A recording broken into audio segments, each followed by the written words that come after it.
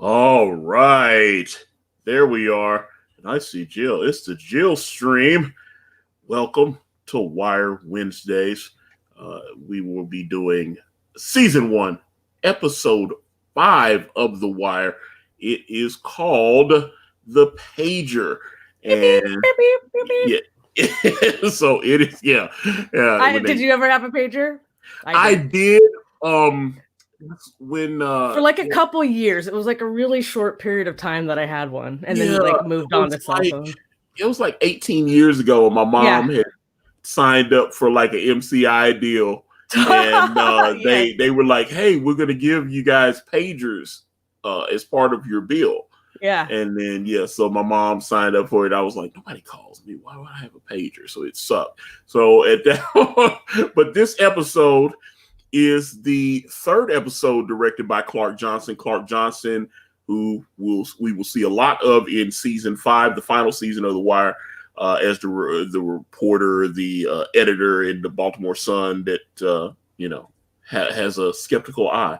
But Clark Johnson, Homicide: Life on the Streets, as an actor, and then he started directing. I think he directed episodes of Oz too, which several people of The Wire have connections to the show Oz.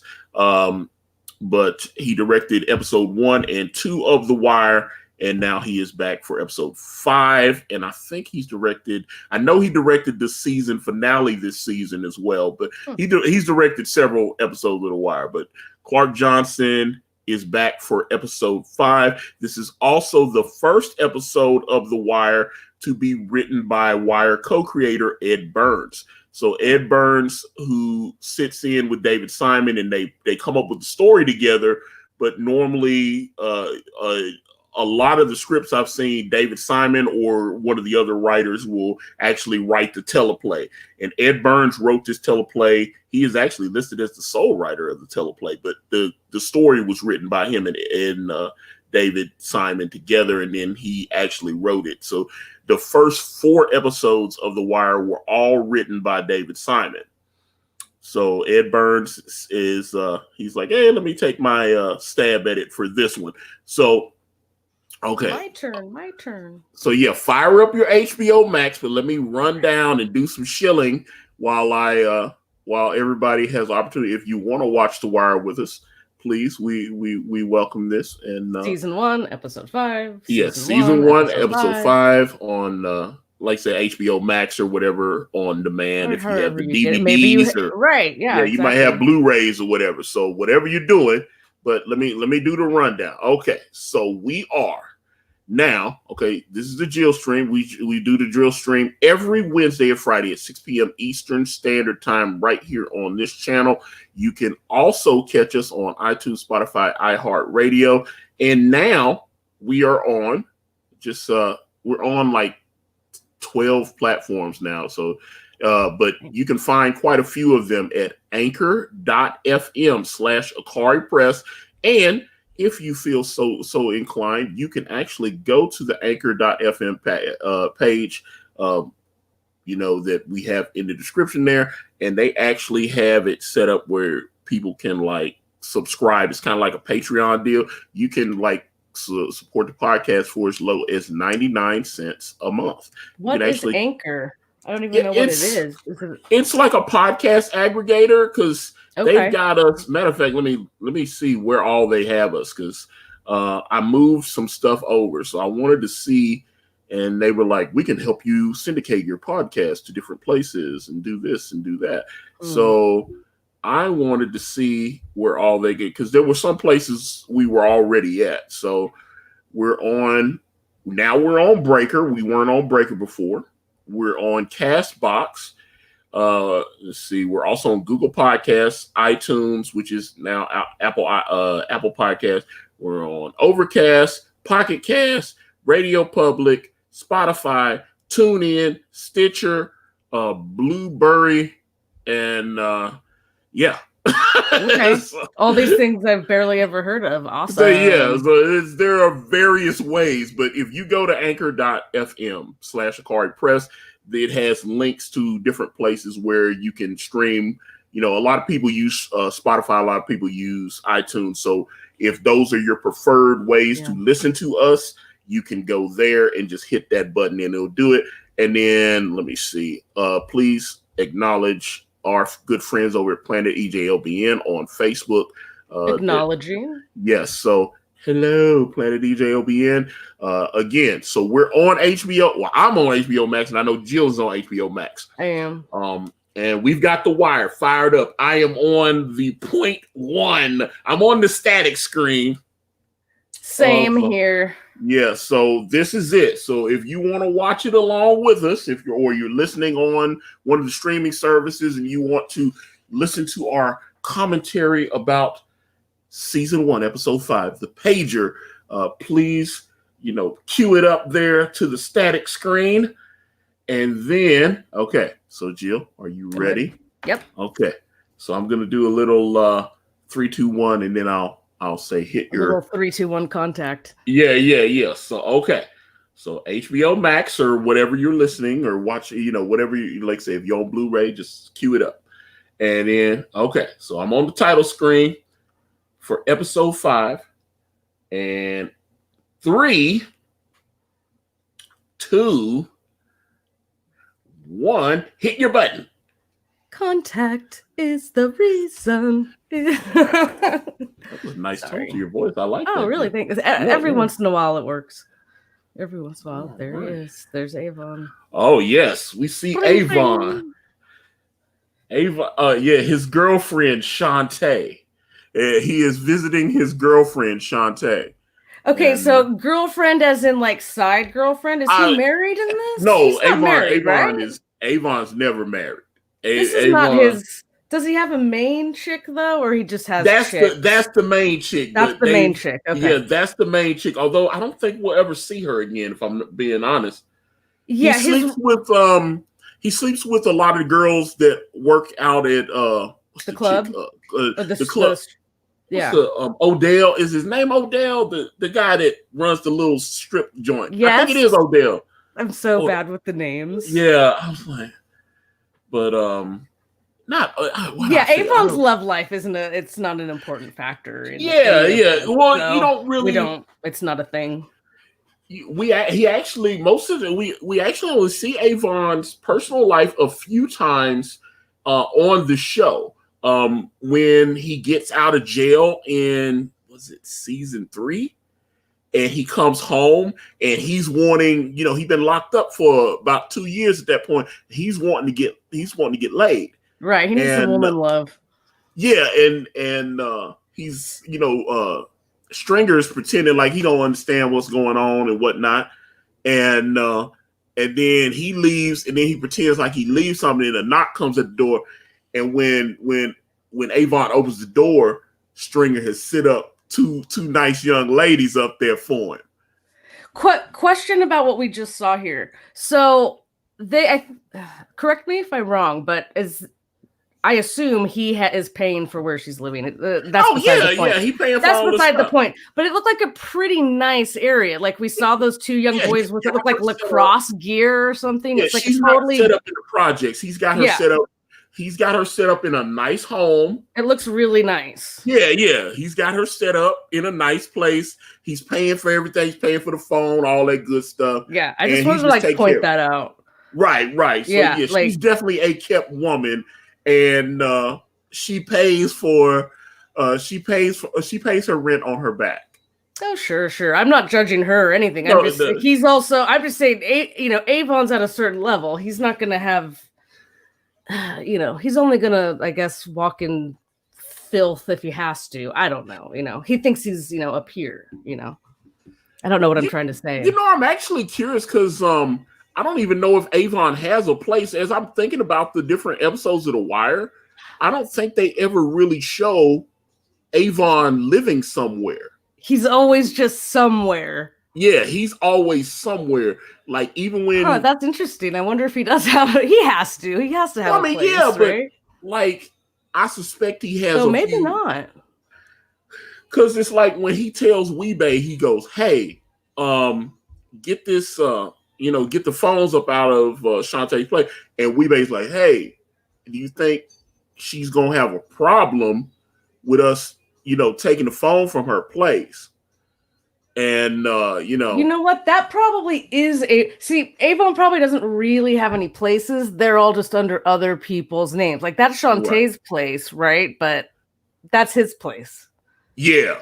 Because he definitely he just can't have his name on anything, I assume. Oh, very much so. Want to. Yeah. And you see, that's one of the things that Stringer is trying to correct, which is kind of what causes different conflicts between Avon and Stringer as the series goes on.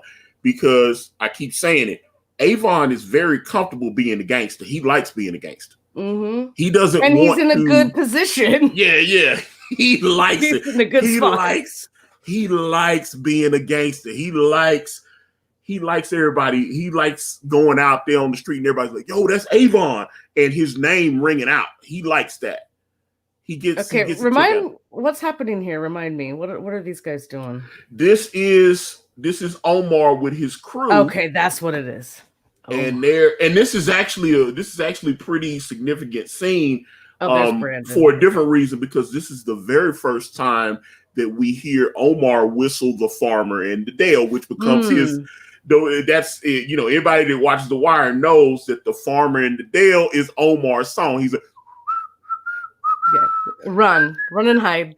Yeah. Get out of there. We see that all along, like going on for the next few seasons. Like when Omar's out there on the hunt or whatever with his shotty, he's whistling The Farmer and the Dale. Like that's his kind of theme song. That's for whatever reason. You gotta have a gimmick, man. You gotta have a gimmick. Absolutely. So that's it's actually very interesting because that's the very first time in The Wire that we hear The Farmer in the Dale from Omar. It's not obviously going to be the last time, but that's the first time. So are they getting the wiretaps here? Is that what's happening? Or the warrants? Like they're lining up the warrants? Remember the previous episode. The previous episode, they were trying to show what they call exhaustion. And Lester explained that, like, you're trying to explain that when you try to follow these guys into the low risers and stuff, they keep avoiding surveillance. They're going through all these different things to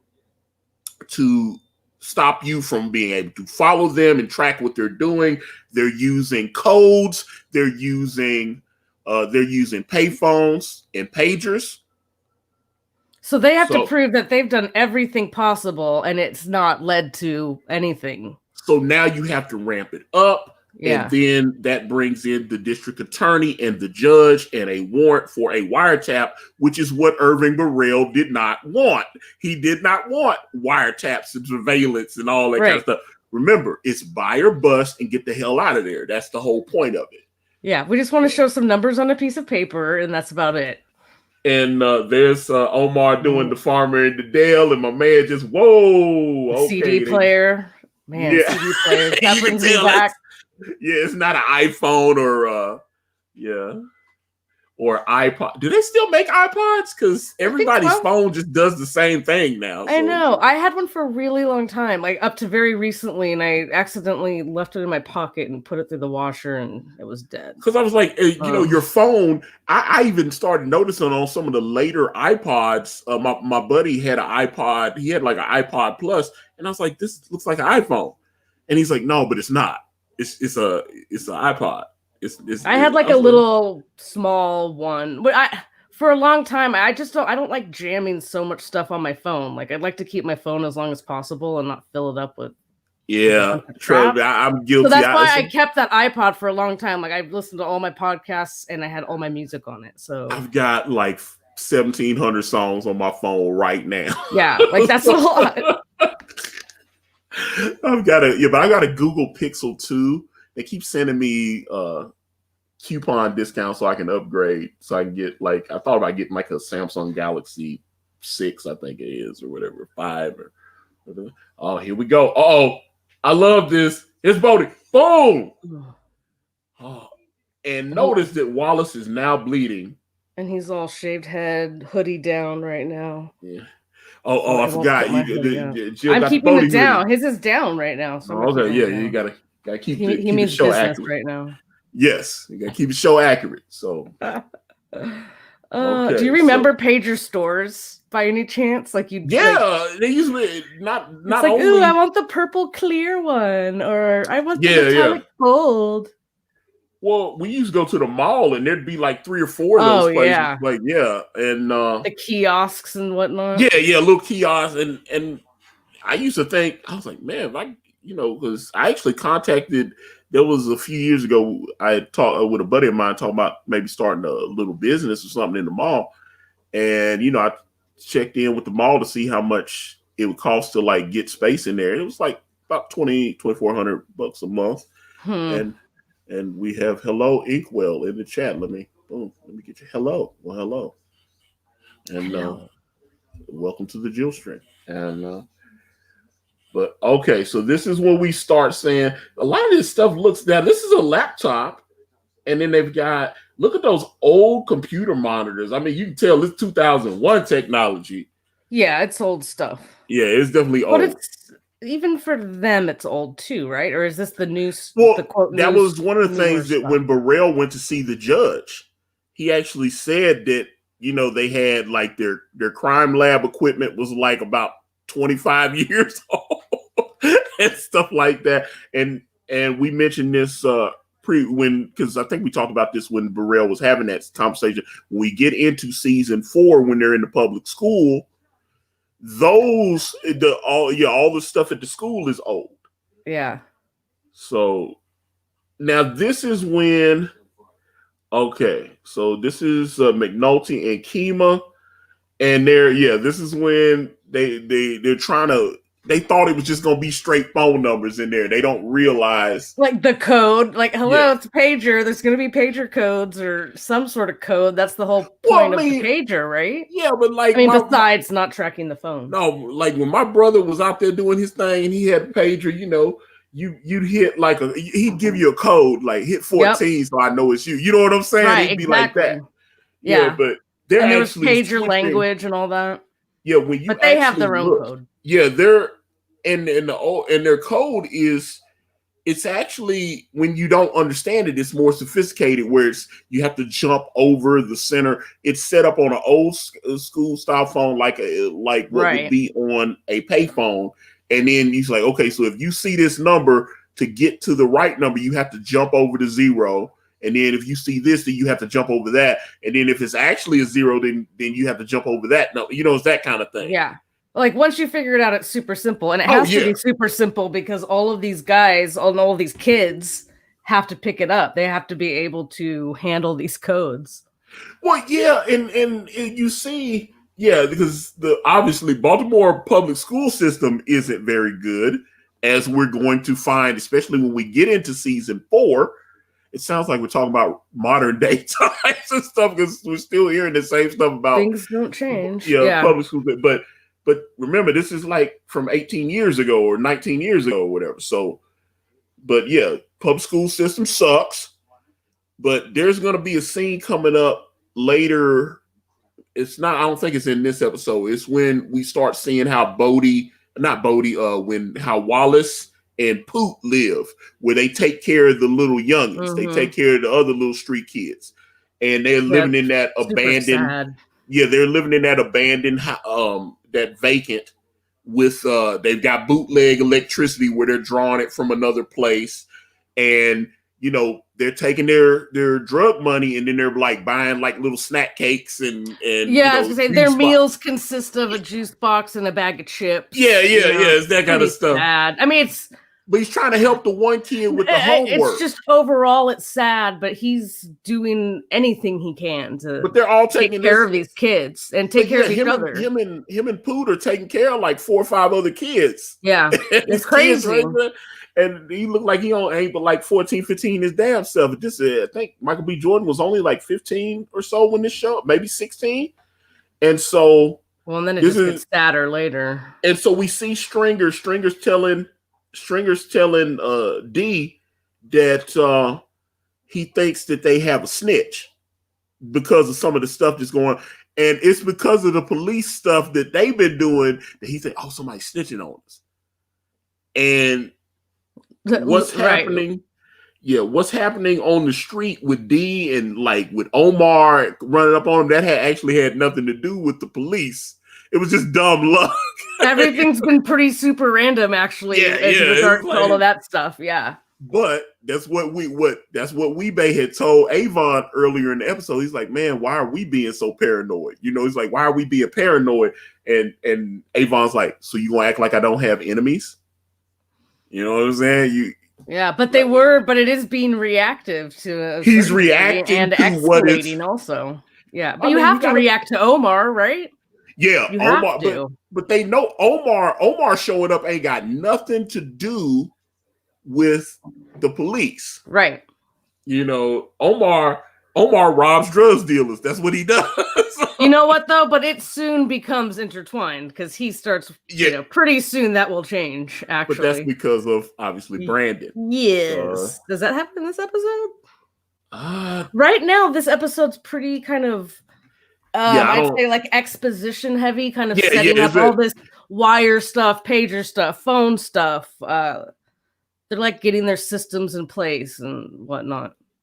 But that's true surveillance. One thing I would say about The Wire. Yeah, that's definitely one thing I would say about The Wire, where it's not. I don't know, but that's probably why it appeals to me. This show is for people that like good writing. It's not an action show like NYPD Blue would have good writing in it, but then they would also, okay, boom, let's kick in the door, boom, and they have all these big action sequences and stuff. Because especially in primetime television, a show like this, The Wire, probably wouldn't work because it's so dialogue heavy and you really have to, it's pushing plot points forward. They would also have to step up the high personal drama of each character too, because you've got to have like really heavy romantic angles, some really heavy dramatic stuff in those. Yeah, McNulty sitting in the car with Kima talking about the shit that his ex-wife is giving him, and making it difficult for him to see his children and stuff like that. I don't know how that would play in primetime. It's been done before, but not like. Yeah, this scene would already be cut to, and we'd be going to the next scene for sure. Yeah, because they have I'll put it up. Oh yeah, so they Oh here we go. Oh uh-oh, here we go. Because they've been waiting. They've been wanting to catch Bodie for a while. They've been wanting to catch him. Oh, here we go. Oh damn, they gonna whoop him again. Damn. Oh, they're being being kind of professional right now. Ooh. Oh man, I love that. That talking about that Kima put a hurting on him like a man. Yeah, like a man. Oh yeah, so the grandma gave it to him. Well, yeah, grandma gave him the card, but obviously nobody ever called it. That kind of sucks though. Like the grandma did do her thing. So the guy, his partner's basically saying, "Yeah, your little thing didn't work. It's stupid to even do that shit and try." But it's kind of defeating for the other cop because it did work. It's just it didn't. Okay, so McNulty's a little drunk here, just a little bit though. Okay. There's the Jameson. Okay, so that's his favorite. He likes the Jameson. So he may be a little drunk, but now he's gonna get. Yeah, but he's trying to. He's finally got some stuff worked out with his wife that she's actually, because remember the last episode he showed up with Bubs at the kids' soccer game, which she actually used against him and stuff, and she's agreed. Okay, because she actually pulled one of his visits with his kids, which I hear guys all the time when they break up with they women. That's always for whatever reason, that's always seems to be like what they do. Oh, here we go. Oh, okay, yeah, this is the good cop, bad cop thing with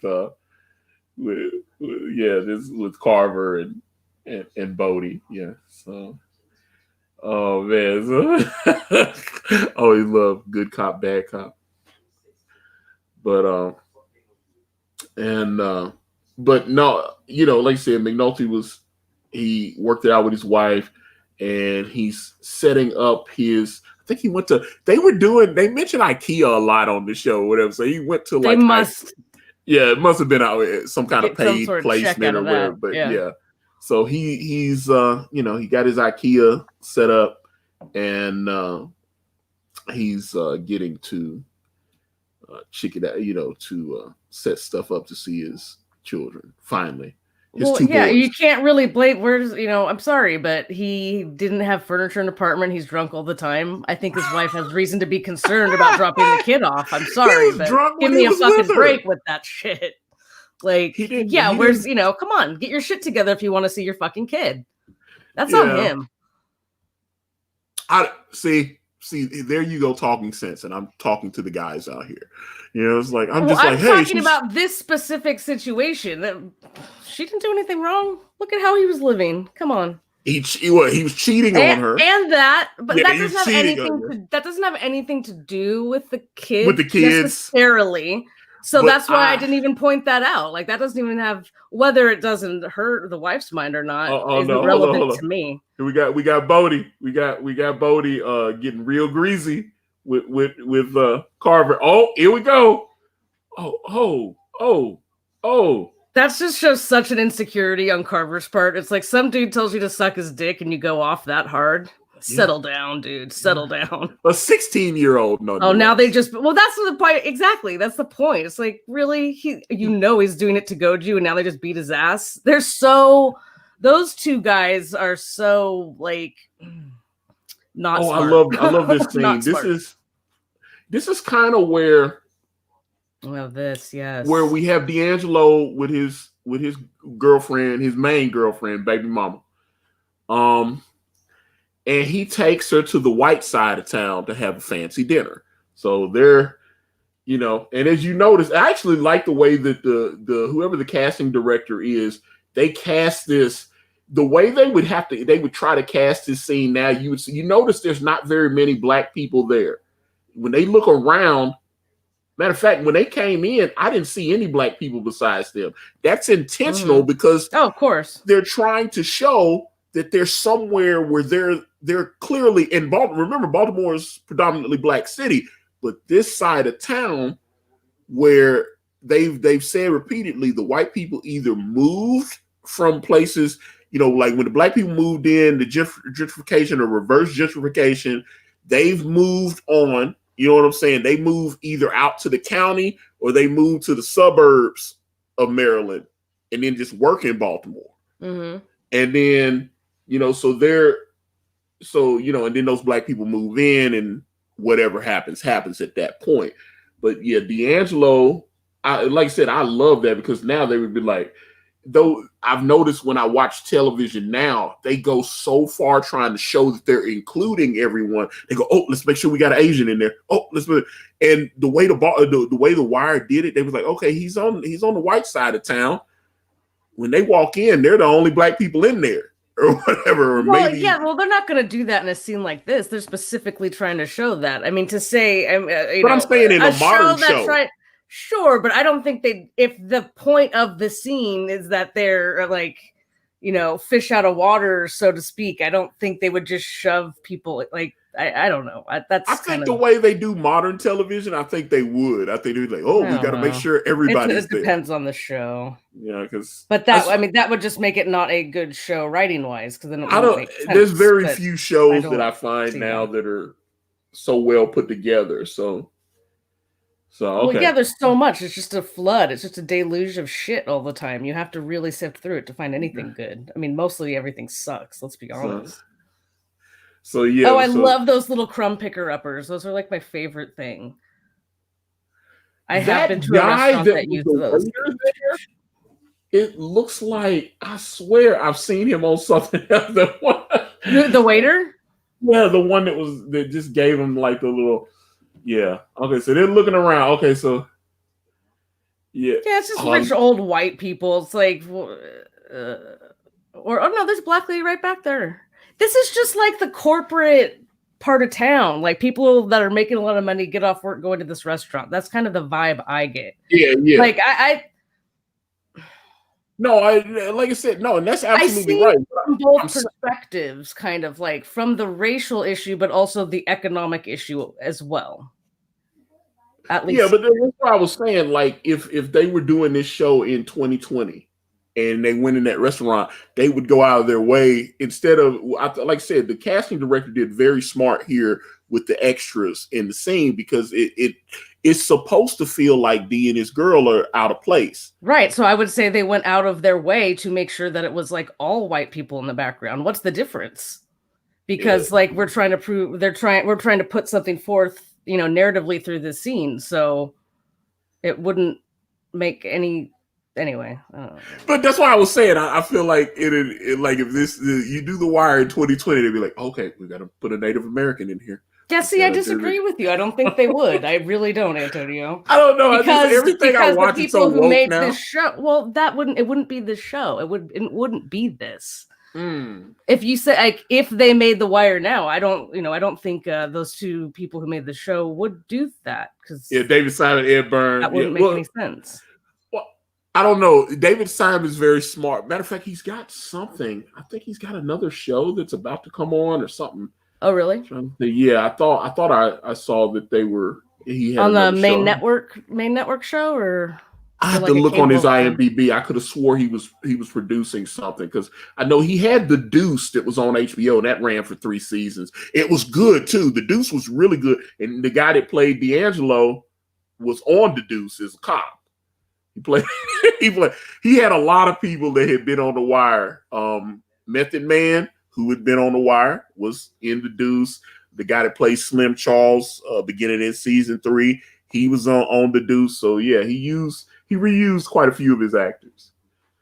So is it a cop show? No, it's about 1970s New York. Okay. It's about The Deuce is that particular area in New York City at that time. It's around Times Square when it was when Times Square looked like Times Square used to look. When it was dirty and is that you got before it got cleaned up or whatever. So you could the way The Deuce. I'm like, how did they shoot that? Because the way that the Times Square looks now is so corporate. Oh my gosh, yes. Yeah, Giuliani came in. Advertisement for something. Yeah. Giuliani came in and it became, it's like, hey, some people didn't like that because they got rid of the homeless. Mm-hmm. And you don't really get rid of the homeless. You just move them somewhere else. Yeah, they shift. It's like that South Park episode. Do you remember? The homeless come in and they came from some other town that were like getting rid of them. And then oh God. South Park. That's fun. No, that is so spot on though. Yeah, they have a lot of spot on stuff. No, but this is, and I remember us talking about this a couple weeks ago. It's like when the towers come down, it's like, and they decide to build like condominiums where the towers were. It's like you didn't get rid of the crime; you just shifted it to another part of town. Right. These people aren't dying or disappearing into thin air. They're moving somewhere else. You didn't get rid of the criminals because you knocked the projects down. After devastating their life, so they have even less money now because they have to find some place to live. Yeah, they had to move somewhere else.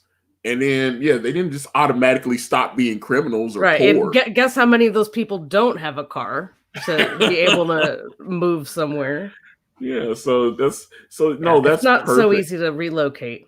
But that's what, but The Deuce looks great though, and if that's if anyone out there listening to my voice, that's on HBO Max too. You can also check out The Deuce. That is a fantastic show. But like I said, it only ran for 3 seasons, but it was fantastic. It was. But it was a good 3 seasons. Oh yeah, that's good then. That's good. It was worth it. I don't know how long. Okay, so there we go with the pager. And so because Weebay got all his soldiers, all his lieutenants have codes, and as we get further into the season, and we start seeing people like Proposition Joe is familiar with some of the codes that the Barksdale crew uses, and that is a bad thing. He knows codes. Like, okay, if I'm, I'm Weebay and I'm texting Avon, the only people that should really know what our situation is me and Avon. Right. But too many other people know Weebay's code. You know what I'm saying? Yeah, not good. Yeah, so that's not good. So, man, that's a lot of money they keeping in there. Okay, the waiter on that you thought looked Orlando, familiar. that's the guy I was trying. Remember when I was talking about? I couldn't remember the name of the guy that runs the strip club. Orlando, that's Oh, him. Orlando. What did you say it was? What did we think it Or was? I I called him can't remember now. Odell. I think I called him Odell. Odell. That Yeah, was an Odell. O name. So okay, so they got the camera. They got a camera because they, he picks them up from the back. They got the steel door. That's they got all these places, and this is when you start realizing like Stringer is starting to set up what they call B&B Enterprises, Bell and Barksdale Enterprises. He's starting to try to set that up because they're trying to. This is when we start learning, especially when we get into season 2, that Stringer has learned that there's going to be some development downtown. This is why the towers got knocked down in the first place, right? And so what they do is they start taking some of their drug money and buying up some of that. Putting it to use, a good use in Stringer's mind, like and matter of fact, like when in season 3, when when Avon gets out, Stringer even tells him, he's like, yo, I got a car set up, got a car in the house. And he said, we have so much legitimate money coming in, i.e. not drug money, money that they can actually show on paper and pay taxes on, that they don't have to put it in the grandmama's name no more. That they, and that's what Stringer's been trying to set up. He's trying to set it up where they're not having to, oh God, we gotta find your cousin and we're gonna put this car note in his name or whatever, so we can prove, So, oh man, I always this guy, yeah. I always love this relationship with Bubs and him though, but he's telling Bubs. I saw him. Matter of fact, he was on some other. I've started seeing him on other shows after this. He's never like a lead actor though. He's always like, I was like, that's the guy that was the dope fiend on The Wire and stuff. But I don't know. He's this is a running thing. See, Bubbles, like he views him kind of like a son / buddy / someone he's looking out for, but now immediately, he's got these really nice pain pills because he got his ass beat. And now Bub's got like a little glint in his eye when he saw those pills. And the guy he told Bub that he has HIV. He has AIDS or whatever. That's right. But it doesn't, and also tells Bubs that he doesn't even want those pain pills, right? So he's like, here, take them. Doesn't that happen too? Yeah. He doesn't. He wants the other stuff. He wants the stuff that him and Bubs do together. Yeah. So this is when. And so this is when Bubs is telling them that, hey man, because they beat you up, I decided to go to the police and snitch. And he knows. He's like, wait a minute, Bubs, you a snitch? What? He's like anti Tekashi 6ix9ine, where he's like because he knows snitching is not supposed to be part of the game. So though technically Bubs was a snitch before this because he's Kima's because snitch. that's how he makes his money. He makes extra drug money by being an informant for Kima Greggs. That is true. Basically, you should always assume that a heavy drug user like Bubbles is a snitch, people. Okay? You should always assume that, no? Yes, I assume. Matter of fact, I would assume that Bubs is telling the police about this conversation that you and I are having right now. Exactly. Yeah. Tread carefully. So Bubs is talking to Johnny, and did you see the twister pad on the floor there? Yeah, that's what the heck? But this is like a I love the way whoever did the set dressing on this. Hospital? Look at those curtains are horrible, but they work. Are. That is the worst look. I mean, the way this looks like a place you don't want to be. Yeah. So, it's perfect. Yeah. Some Hollywood set dressers like, oh, let me get these fucked up curtains and put them in here and just make them look, everything's going to look drab. And I was like, that's why I always say that this show reminds me of British television, and I mean that as compliment because British television is always they don't get the pretty boys. They always get people. They get actors that look like real people. Right. Every once in a blue moon they do, but it's pretty rare. Yeah, because I'm like, you know, like David Tennant, I would say is a handsome man if you like that type of man. You know, kind of skinny, mousy looking, but someone like Robbie Coltrane on Cracker. I mean, that's right. Exactly. That's a regular looking. He's not a sex symbol. You know what I'm saying? Have you ever heard of the show Doc Martin? Yes. I think he's super ugly, and most of it's on something, and most of the show is about his like romance with this woman, and it's just like I don't want to. So no, that's what I always loved, but I always told myself I was like, if I could do a television show or something, I would want a casting director from the UK. I would like a British casting director so that because I feel like those Hollywood casting directors, they go out of their way to make everybody's pretty. Everybody looks, they have their teeth are perfect. I think they have a different mentality though too. Like it comes from, and a lot of those BBC actors, they're all under contract with BBC. It's almost like an old school studio system, right? With a lot of those, especially a lot of those shows. So, I don't know. Their jobs are kind of easy, I would think. At least on the BBC side of it. I don't know about the movie. But I'm just saying, I would like to have actors that look like they look on The Wire, where the people look like real people. If their teeth are jacked up, they're going to actually still be able to. It was like, oh, you have messed up teeth, but you have to go get your teeth fixed so that we can put you on camera or something like that. I just really, really want, I want it to look real. So. Did I tell you I finally got through more episodes of Jodie Whittaker's Doctor Who? I got through like 5 episodes. I just decided to skip the first episode that bored me so much, and I just trudged through like a handful of episodes. I don't really like it any better, but I don't hate her. But I really don't like the companions, and that's a big sticking point for me. Okay, so here's Wallace asking D, could they get some money? Because if you remember, Stringer Bell had gone to D. This is when he told him, he said, hey, we think you, me and your uncle think you got a snitch up in here. And D's like, what do you want us to do?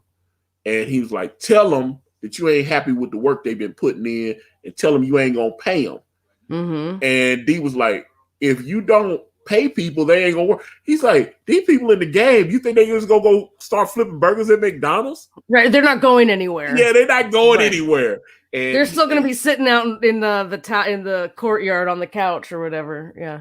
And so what Stringer tells D is like, yo, tell them you ain't going to pay them and hold the money back for a week or two. And he said, the ones that come to you on the side and ask you for a little, can they hold a little something? Those people you don't have to worry about. The ones in your crew that stay eating, and they don't never come to you like, yo, man, you think I can get a little paper or something? We ain't got paid in a couple of weeks.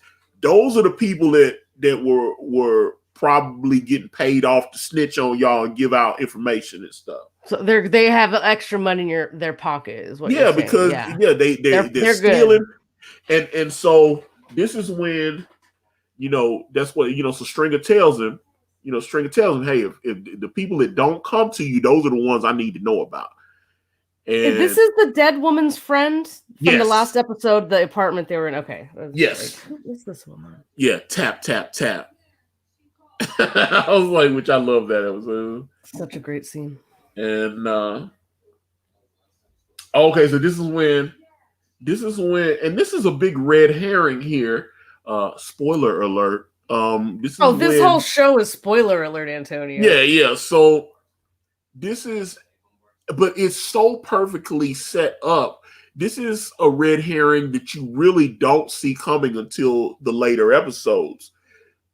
Up until like the last few episodes of the season, I honestly thought D'Angelo really did kill that young lady. Especially after Bunk and McNulty. Yeah, I really thought that he was the one that was the shooter on her. Because I kind of figured like he would have had to have done at least something to like, even though he's family, he still had to do something to earn his spot. Remember, he's the whole point of McNulty being there. He had killed he killed Roland Gant, the security guy, right? That well, actually, he was the witness. Didn't the other guys? She actually that's okay. Correct me if I'm wrong, because you've seen it so many times. Because maybe it's because the stories always change in the show, but. Did D'Angelo actually shoot the security guard, or he like got scared and the other guy shot him? The Bart still. I think it was. Matter of fact, I thought they said Bird killed him. Right, like he didn't even shoot that guy because he didn't have the balls. If you want to think about it that way, right? D did not want to kill the guy that he ended up killing in the tower. He killed him because the guy, he was just supposed to like threaten him, and because he was like shorting up on packages and stuff. Like he was supposed to go see him, and the guy tried to buck on him, and they got to fighting, and then D had his gun and ended up shooting him. And is that what he was in for at the beginning of the series, or was it the first episode? Oh yeah, because the security guard guy was quote the he was coming down off the elevator, and he saw. Gotta keep my right at the end, and he actually was dumb enough to go to the police and witness. And it was him. Keep my facts straight. It was him, and then that what was the black girl's name? I can't remember her name, but the one that they paid off. Yeah, the one that actually, she turned on the stand. Changed her testimony. And then she was like, "No, I called the cop like a month ago and told him, and he never had mentioned to the prosecutor that So when she was sitting there with a surprise, so this is okay. So this is when we see Orlando. Really wants to, I've seen him in a couple of things. He was actually, I actually enjoyed his work. I think he was kind of what I had in mind when me and Kanan came up with the character Fame in my comic book. Orlando kind of had that long flowing hair and stuff like that. The thing he has a very 70s look. Yeah. No, that's how I saw the character of Fame. I wanted him to kind of be like that, like this kind of old throwback type, smooth pimp type. And I kept mentioning, it was a couple of times I talked to Kanan and I'd have Wire references. Problem is, Kanan never watched The Wire. Oh, I think he saw like a little episode here or there. And it wasn't his thing. That's not, Kanan's not into it. So I was shocked by it. Yeah, and I get it. But I was like, some people, yeah, we all have our own tastes. I get why people don't. Sometimes you just don't want to watch a cop show. Yeah, and I try to, like I said, so sometimes when I was like, yo, it's like, he's like Omar in The Wire. Kanan don't have point of reference.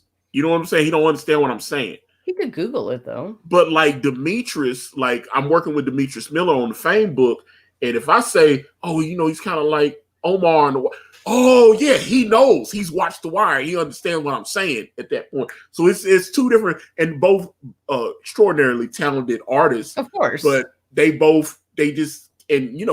is dope, and he just don't watch The Wire. So I was like, oh, this girl's gonna be like Snoop on The Wire. I don't get what you said. Maybe you need to come up with some other references besides The Wire, Antonio. Yeah. This is the stuff that was inspiring me to create some of this stuff. Of course, I get it. Of course, that's just what's in your. Yeah, that's what you're thinking when you're. But that's the actual inspiration. But I would, I mentioned it to Kanan, and he's like, "Okay, come on, stop." What? He don't understand what I'm saying, so. Each time you come up with a character now, you're going to have to come up with like a Wire reference and then a non-Wire reference. Yeah. So I was like, Kanan does not understand if I mention The Wire. So he does not know what I'm talking about. What else? Who else can I compare Orlando to? Yeah, it's like, but as we got to talking, Kanan mentioned that he saw Fame kind of like a pimp named Slickback on the Boondocks, a reference which I did get. And he also mentioned the character of Cream Corn from the Black Dynamite cartoon. Oh, Cream Corn. He says, "Oh, come on! You tell me I don't have not sit there and watched like Black Dynamite. He's Dynamite, Black Dynamite. But I do. I hate the food Cream Corn. It disgusts me. I hate it. Cream My Corn. sister loves it. Cream Corn is like he's just kind of look. He played by Tommy Davidson. He's got like a little perm in his hair. I can picture it. That like he's like Tommy Cat Davidson. Williams. I'm like, I can picture it. I'm gonna look at it. That's why I thought it was very funny because Cream Corn and a pimp named Slickback, because pimp named Slickback is Cat Williams. And Cream Corn is Tommy Davis. They both like little short dudes. They both had the little perm in their head. So Kanan said that. And I was like, I definitely don't want Fame to be a little short dude because both Cat Williams and Tommy Davidson are both like real short dudes. So I was like, I definitely, but it's like that call. Yeah, so he had him, and he had him. And I was like, don't make him, don't make him like a little short dude or whatever and stuff. And you know, I just wanted, but that flavor is kind of what I want, you know, with the cane, because I told him I said, I'm here for the nice little pep cane and all that. And so. Okay, here we go. So we got Brandon, and then give him a little love scene, little affection. So okay, kiss. This is for a show like this. That's kind of a big deal to me. Two men kissing. Yeah, well, not so much the gay relationship, but for a long time, I can't remember what like when Buffy the Vampire Slayer had Willow and Tara kiss, like that was a huge deal. Like, so that just for a show like this, like that's just very straightforward, you know. Omar loves Brandon, gives him a little kiss, and away we go. Away we go for some. It always throws me off with Omar because they about to get into some gangster shit, but they load them rifles up with the bulletproof vests and all that, and you know. That's what it. At least they have bulletproof proof vests. At least they're smart in that way. So okay, so Bailey. Okay, so you got. Okay, so Brandon's driving. Bailey was supposed to be there with him. Bailey's the bigger guy, right? So the one that's uncomfortable with the two of them, kind of. They've shown it a few times where he's not. I wouldn't call him homophobic, but he's just not comfortable. Like, or he thinks it's like weird. He thinks it's weird. Yeah. Maybe I'll put it that way. He's kind of like, what? So at that point, okay. Also, this is when we find out that Prez has cracked the code. Yeah, we're like, Prez, he's a idiot savant with his code. This is when he ends up, you know, because Prez being on that team ended up being extremely valuable in helping to bring down the Barksdales. Definitely. And he goes from shooting walls and, you know, all this other, you know, and Lester probably could have gotten to it eventually, I think, for sure. Lester, but Prez cracked it immediately. Like there was no Lester could use his talents for other puzzles. Leave the numbers to Prez. Oh, so this is when he's explaining. I remember when I first saw it because I didn't quite understand the code, and he's explaining how the code. I actually would rewind this scene. You know, I had it on VCR, and I would rewind it. I'd listen to it. I was like, okay, so this you have to jump over this number and do that. Because once I understood it, I was like, it is one of those things that's easier when you see it kind of visually, like when they pull up the pad and you're like, because you're just sitting there. If you got the pad over, you go jump over, boom, boom, boom, boom, and it's easy. You just like, okay, boom. So you jump over that number, you get this. You jump over that number, you get this. So that's how you know it.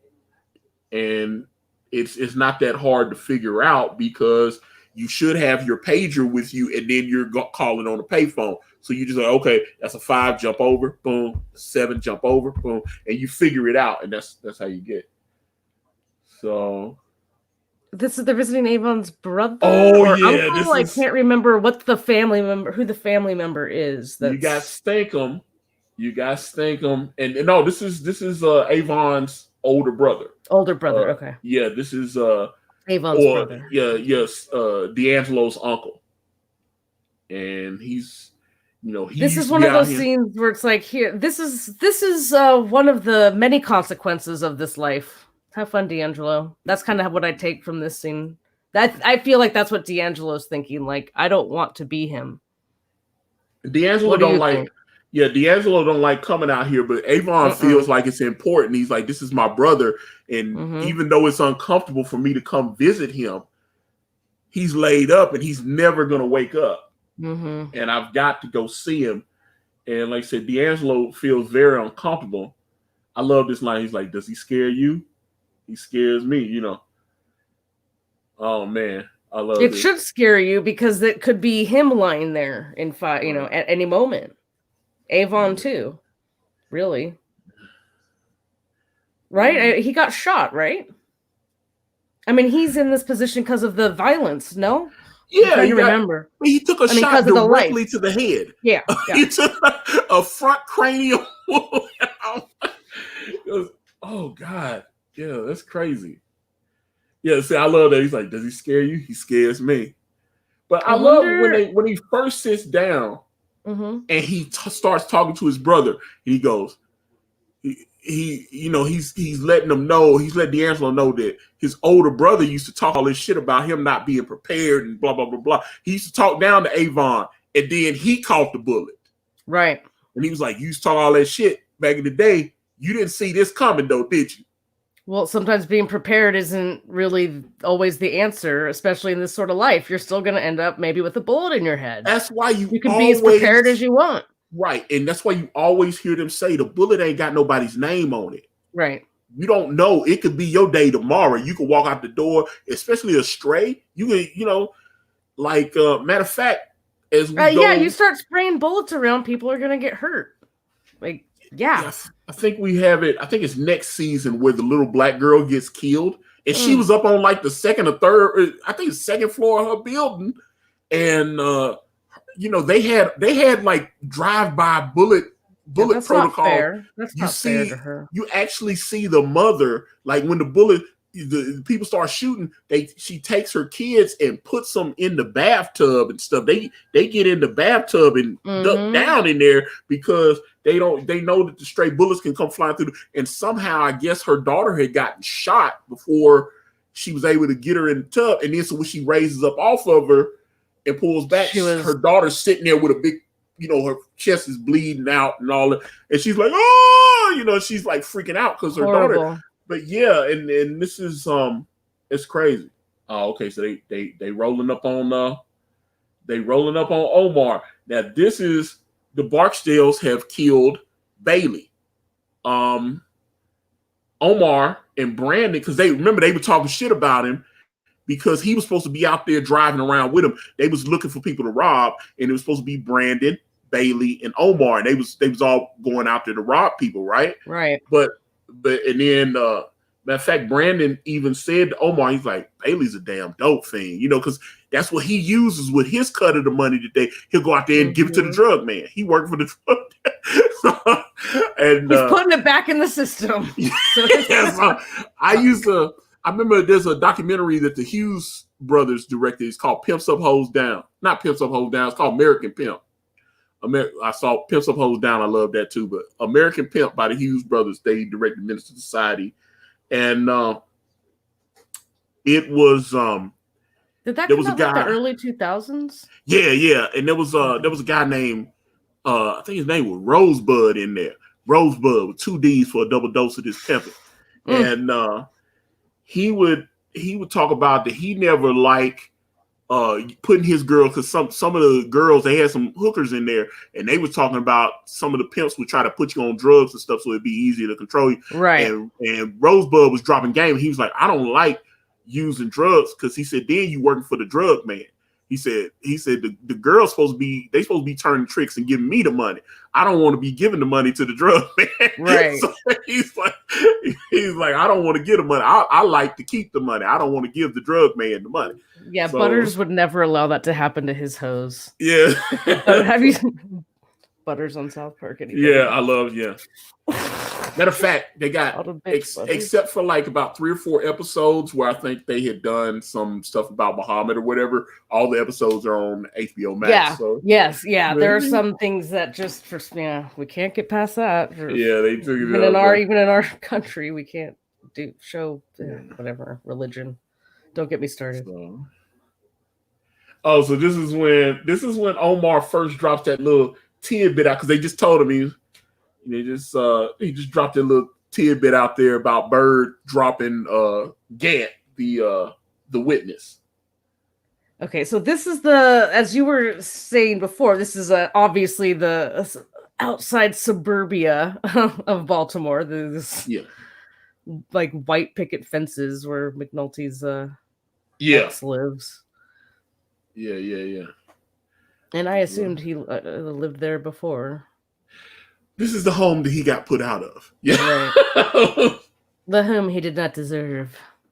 So, oh my, yeah. So, I think he was there to pick his kids up or whatever.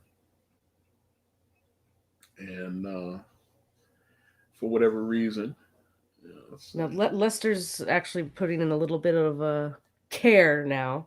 Oh, yeah. That's what I'm saying. He's actually like, this is an actual opportunity. Yeah. For me to get myself out of the pawn shop unit. Because remember, once the detail's over, you got to go back to where you came from. You're right, exactly. He wants this to stretch out as long as possible. Absolutely. He's one of the ones that likes this detail.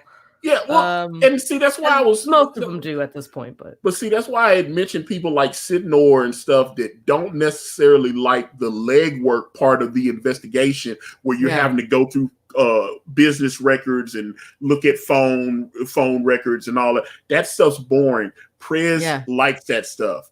And Lester, even though he's good at the investigation side of it, I think maybe being in the pawn shop unit and having to keep such immaculate records, it comes naturally to him now. Yes. I bet too. Yeah, and that's what makes a good team. Not everybody can do the exact same thing. Everyone's got to do a lot of different things well. You have to have variety as far as a team goes, and so get certain things done. And so sitting like Herc and Carver, they're definitely foot soldiers where go on that roof and go take some photos and surveil and do all that. Because you don't want them like combing through the records and stuff because they'll just mess everything up. In that life chess game, they're the pawns. They're like the street kids. Oh, here we go. This is they saw Poot, Brandon. Poot saw Brandon, pointed out to Wallace. All right, so here we go. So now number comes in. So Brandon. So I'm sitting there going, okay, Brandon, why would you? I was thinking the same thing. With Antonio. Continue. I was like, why would you put? I don't think he expected them to be out there. Like they in the hood, but child. He's playing with the kids on the video game, like on the arcade machine. Like he's very, I think, younger mentally than he is physically. And here's the other thing. This is back in the day when not only do they still have payphones, and towards the end of payphones, at least where I saw it, I mean, I guess they still have payphones. You see them every once in a while, but but it's rarer. You could actually call a payphone back in the day. And they started making it where you couldn't call, you couldn't like return the call to the payphone and stuff. Yeah, and because a lot of people was like game and they'd make a collect call, and they'd be like, "Yo, 555-73 and call back." And they hang up, and then so you won't accept the charge, and then you just call the payphone back, and then you can call, you can talk for whatever. So people, these are the stuff that we used to do back in the day when we had no money. It's like you call collect. It's like you have a collect call from tricks. It's like, yo, 755-4321. Or just call me back. It's so and so. Or it's like, yeah, that kind of stuff. And you just okay, so here we go. So now, okay, so they got the call that Brandon is like a child in this. I don't know, what is it, like a little pizza shop, is hanging out with all these children. I feel sorry for Brandon. I don't think he's fully developed, like socially. That's just me reading into that kid's life. Like that kid probably dropped out of school at a very young age. Talking about Brandon. String is laughing at D. You got Stringer, Weebay, and Bird in the car. They're like, and D actually used the emergency code when he paged him. So now, they know it's important. Yeah, so he actually took it serious. He was like, okay, he used the emergency code. So he called him back. Obviously, you saw he just called him back. He's like, yo, we got an eye on one of them boys. All right, they come in, and so now, okay, calls back on the payphone, and lets him know, hey, sit back and wait. They're gonna come through. And Now, and like, so this is what messes me up because Dee's gonna feel guilty about this. We'll find out like later on. And I'm like, why would you feel guilty? You knew when you made Dee that or phone. Wallace? No, Wallace too, but Dee. I mean, Wallace definitely feels guilty. I'm just trying to remember. No, he feels guilty about this whole thing. Dee, yeah. like that's kind of season 1 is Dee's struggling with this life, right? But yeah, to a certain degree, absolutely. But Dee definitely feels bad that he knew they was gonna get Brandon. He knew that, but he didn't expect them the way they did it. He wasn't there at the basketball game when they were playing that little game at the court, and Avon told everybody that he wanted these guys splayed out like a deer or something. You know, he was like he wanted them. Basically, he wants Brandon tortured, and he's just going to get shot up like everybody else or whatever. He thought they were just we'll find out in the next episode. I mean, exactly what happens to Brandon. Yeah, I think Dee knew that they were gonna kill Brandon or whatever. He's gonna use. He didn't expect. They put like cigarette butts out in his eyes. They did all kinds of stuff. It's disgusting. Yeah, they tortured him. I mean, they burned multiple. Because I remember when they described some of the stuff that they did to him. Yeah, they burnt multiple. He got like they said they were smoking cigarettes and putting them out on him. Yeah, I'm sure when he was still alive, they tortured his ass. They tortured him for hours, and then they killed him.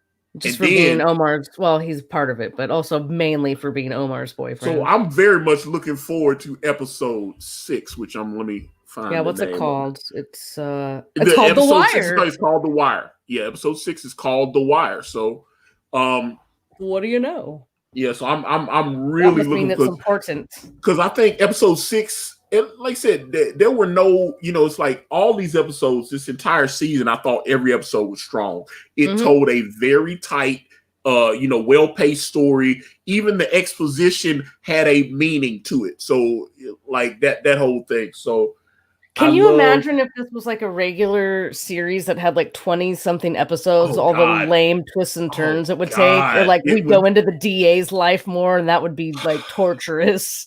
You know what I mean? Like just all that stuff that I could imagine them trying to pad in would just they would be throwing all this extra shit in there that nobody cared about, and just like you just said, I like that it's a tight story in the amount of episodes they have. They knew the story they wanted to tell, and they go ahead and tell it. That's one of the things I started liking about like Netflix and cable television, because and you're starting to see that network television is adapting to that model where they're like, okay, we don't have to have 22 episodes, or because I've noticed like when they pick up a brand new show, they'll normally order like 13 episodes. I have mixed feelings about that because I love shorter seasons, let's say, less episodes. But the way Netflix specifically seems to pace their shows, like the pacing of the series as a whole, I'm not a super huge fan of. Like the climax always comes at like the penultimate episode usually, and then the last episode's kind of a downer. So and people, the Sopranos were always kind of like that too, but that's a different discussion completely. But it's not that it's formulaic. It's like I'm not sure if they've found the exact formula, and the formula doesn't quite work for me. And I wonder if it's just because growing up as a TV kid so much, like I'm so used to the pace that shows used to be, or I don't know. It's hard to explain my thoughts, but sometimes the way Netflix shows are laid out from like the beginning of one season to the next, it's all about just getting to the next season, even though that first season is kind of its own thing. It's still left to just keep moving on. I don't know. There's one. I'm trying to think of an example, but I'm kind of drawing a blank right now. I'm trying to remember. It's more of a general feeling.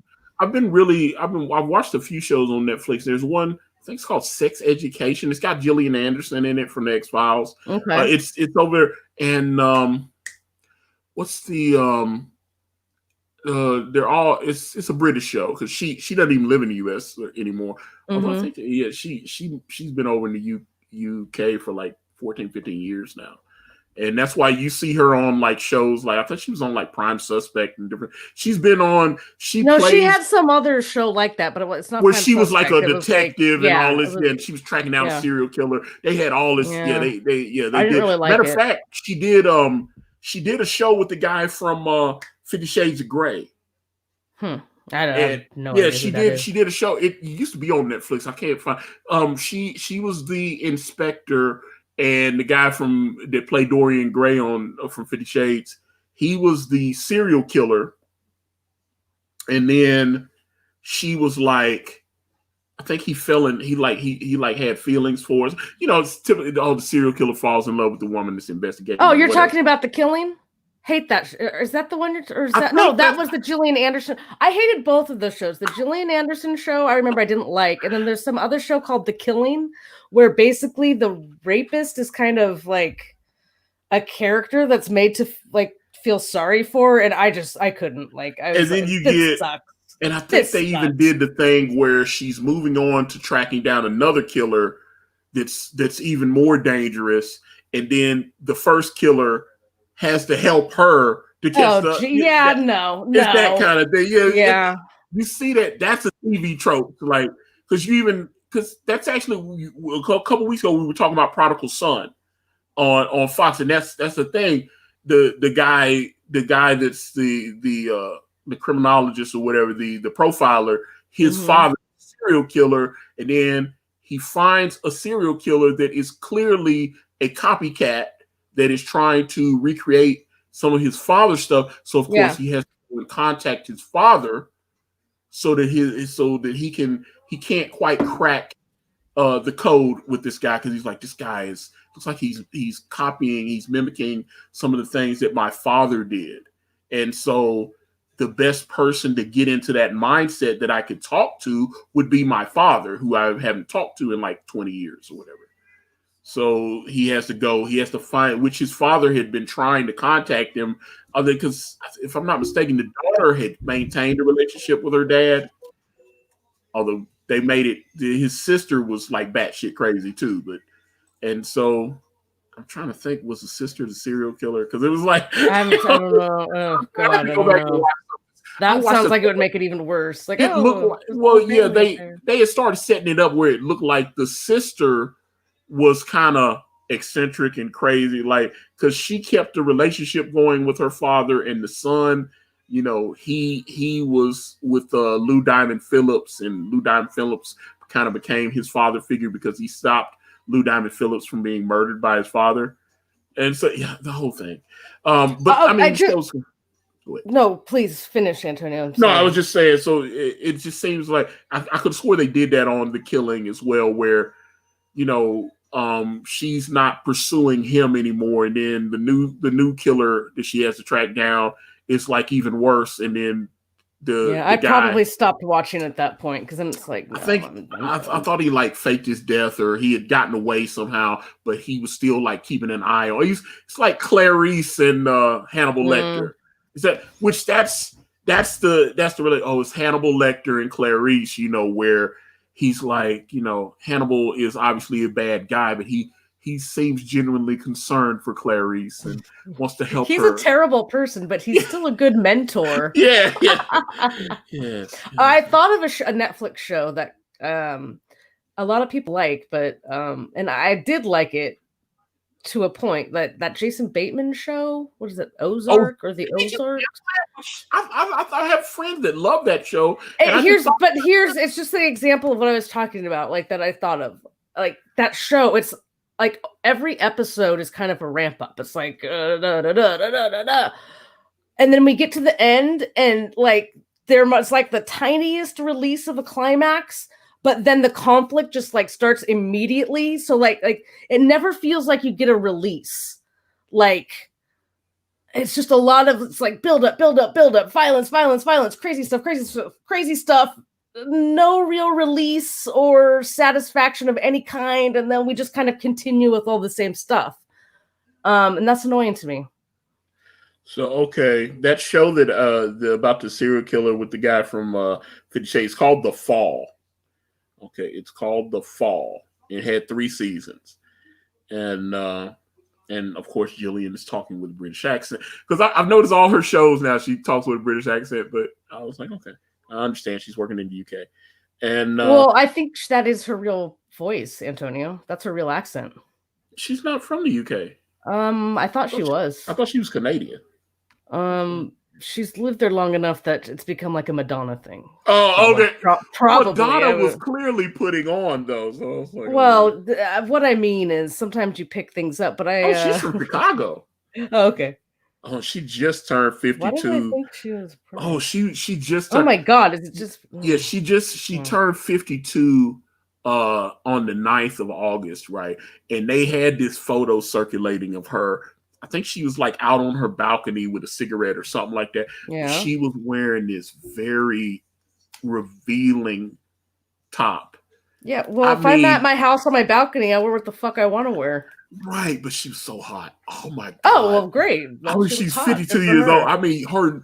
I was like, I hate saying it, but my God, you could see her nipples. You could see through. Guys, I already know this. Guys love nips. They love nipples. God, I was like, oh my God, she's 50. She's so hot. I have a question for you. Did you watch SummerSlam? I assume you did. Yes, I did. Okay. Mandy Rose's outfit, that thin white material that looked like if it got wet at any moment, it'd be like very revealing. I figured every guy in the audience was like, nice outfit. Here's the thing. And nice outfit. You know, I love Mandy Rose, right? Her work in the ring. Oh, she's terrible. Shit. Yeah, but I don't expect good work from her. Yeah, that's why I just stared at her outfit the whole time. Yeah. She was so bad in that match. Yeah, she's terrible. She was awful. And I love her. I worship her. They had worship her. She's just a person. No, she's a goddess. She is. She is. I just don't agree with you because also when she opens her mouth, she just kind of comes off as a little bit dumb. So I think that's her. It might be her character. I watched Total Divas. I watched Total Divas. Did you watch her on Tough Enough? I saw her. That's where I first saw her from. She was on Tough Enough. That's the one. Whatever that diva contest one. I think she's been on. I think she was on Total Divas or. Her and Redhead got put on Total Divas. Yeah, and then so they had to bring them in first. So they had to bring them into the WWE. So they put them in Tough Enough. She got into it. I thought she got cut because she was pretty much just kind of coasting on her looks and. I know the Miz saved. It's weird because the Miz and Mandy are still very close friends to this day. Really? I was like, if the Miz had an affair, if he ever decided to cheat on Maurice, if it was with Mandy Rose, I would not be shocked. The reason I say that because her boyfriend Ryan, what's the guy? He's a singer. Ryan Cabrera. That's him. Ryan Cabrera. Her boyfriend is one of Miz's best friends. He's been on Miz's and all this stuff. So he actually introduced them and stuff like that. You know, so I've never seen Mandy on Miz and Mrs. though. No, of course not. But why not? Of course not. It would be a WWE crossover with Total Divas. Well, she lives in Florida, and the Miz was living in California. Yeah, I think they're back in California too. And then remember in Mrs. they moved to Texas, which they moved to this little gated community in Texas. Yeah, fake storyline. They're like, we'll move this season, and the next season we're gonna move back to LA. No, they didn't like it out there. Ryan Cabrera lived in Texas, and they wanted to live because he had visited. He talked about this. He had visited Ryan down there, him and his wife, and they were like, "Oh, okay." Because if the Austin area, and I've heard about this, like that, it's a college area. They got like golf courses and stuff. They've got like nice gated communities and stuff like. So if you're rich, living in Austin could be sure if you just want to live in that one city and never leave it. I guess. But they left, and so they got down there, and the neighbors hated them. Their neighbors hated them, which played out on the show, kind of like a storyline.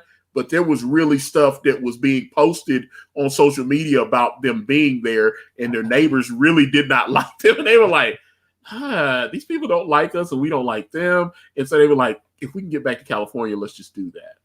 So they went back to California. They did not their time, and he thought he was going to like being in Texas, but he liked visiting Texas and leaving. He did not want to Did you see I think it. Well, I just looked at Instagram before I came on here with you, but Nikki and Bree have presented photos of their new sons and the names of their new Didn't sons. they both have boys? They both had boys. Okay, that's what I thought. Okay. Nikki's is Mateo, Russian name. I don't know how to pronounce Artem's last name, Travinsky or something like that. And then Bree and Brian's baby is, it's obviously a B because they only do B's. So he's Buddy. It's Bree, Brian, Birdie, and Buddy. They both look, and like the picture with Nikki and her baby, the baby looks just like Artem. And Buddy looks to be like another little Daniel Bryan, just like Birdie. So for some reason, none of those Bella genes are coming through with their kids. I'm just saying, does that mean that we're going to get a little tiny person again? Because Daniel Bryan is not very tall. Well, I don't know. I don't know what the genes are like in the Bella family. Maybe they've got some. Well, he's not tall. That will creep through. I mean, it's not always about the mom and dad. There, you've got some latent. I just need to know. I will take either Nikki or Bree in a very similar photo that what Gillian Anderson had, where they're like leaning over the balcony with a see-through shirt. Well, I'm sure you could find one very easily with like a 10-second Google. Yeah, they're not opposed to. Also, there was a Raw where Bree had a nip slip. You got to look that up. I mean, that was. I think we rewound that a few times. Yeah, so that was a few years. I mean, that was a while ago at this point, like at least 5 years ago. But she had a total nip slip, and she embraced it too. She was like, "Ooh!" Like kind of afterwards, she embraced it on social media. I'm trying to remember what was the girl that's married to CM Punk, where she told AJ Mendez. AJ, and she told Nikki Bella that talent is not transmitted via STD or something. Yikes! In a wrestling promo, or she put that promo on her, and it was hilarious. Oh yeah, it was. But if I'm not mistaken, it was unscripted. That was one of those. It comes up on a lot of these best promo things. Like they were supposed to cut a promo on her, but that wasn't part of it or whatever. And she cut, and everybody was like, "Oh!" It's like talent isn't transmitted sexually, which I just thought was hilarious. That is fun. But anyway. I always like to throw in a little like wrestling, whatever. Yeah. But I thought you might care about their baby pictures finally coming out. But like I said, I don't follow a lot of female wrestlers. I only follow. Let me see. I follow Rhea Ripley. You have to follow. I told you to follow Maurice. I think you already did. Oh yeah. Because if you like nipples, you have to follow Maurice. I've been following Maurice for a while because she knows or if you just what like guys boobs. If you just boobs, Maurice just all cleavage all the time. For any females out there that want to do social media and you're trying to get guys to like your pictures and stuff, look. We know this already, Antonio. You don't even have to tell us. You don't have to tell us. Some chicks, you'd be surprised. There's some chicks that are trying to sell OnlyFans, and I have more followers than they do. I have over 11,000 on Instagram. Do you show your? Oh, I thought you were going to say do you have an OnlyFans account? I thought you were going to say, do you show your cleavage on OnlyFans? Like, okay, here we go. Okay, that's funny. But no, the way Maurice does her social media is fantastic. She'll be sitting in the car. It's always from up here. She's very down on her cleavage. It's very obvious what she's doing. She has her makeup and I mean, I think she fluffs her boobs and stuff before she takes. Definitely. Yes. There's heavy concentration on her breasts. Yeah, and she takes it and she comes overhead and she just. And I just be liking her pictures, and I was. I'm going to throw a bone out for any women or men that like men.